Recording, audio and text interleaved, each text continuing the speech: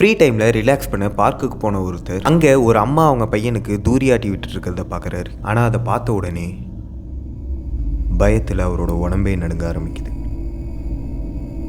2015 ரொமீஷியா Sims அப்படிங்கிற ஒரு single mother அவங்களோட 3 வயசு பையனை பார்க்குக்கு கூட்டிகிட்டு போயிருந்தாங்க. லேட்டராக அந்த பார்க்குக்கு வந்த ஒருத்தர் ரொமீஷியா அவங்களோட பையனுக்கு தூரியாட்டி விட்டுட்டு இருக்கிறத பார்த்துருக்காங்க.